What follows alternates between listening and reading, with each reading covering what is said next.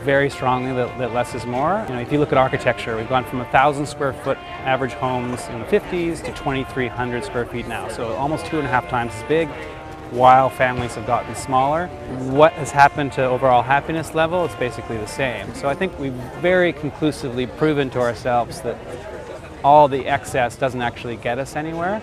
And I think you're seeing more and more examples of people living with less and cutting back and actually being a lot happier.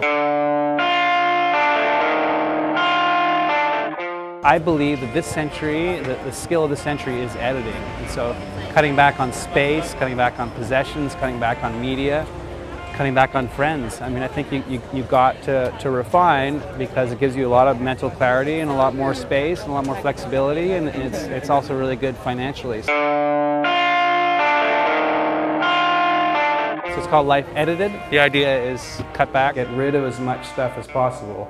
Digitize everything that you can and try to move from ownership to access. So use things like Zipcar and Netflix and stuff like that, so that you can own as little as possible, so you don't have to store too much.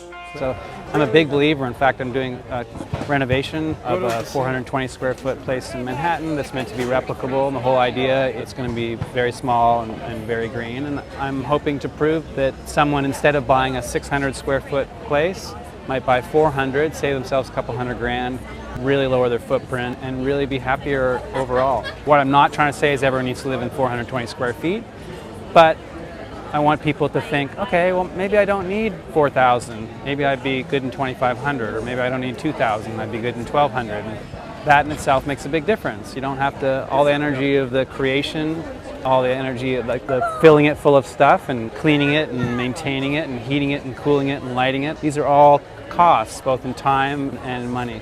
I've done a lot of traveling and been fortunate to live in various places, and you just realize you don't need much more than a couple bags, and you're very happy. And I think that can really extend to your overall living. So less is more.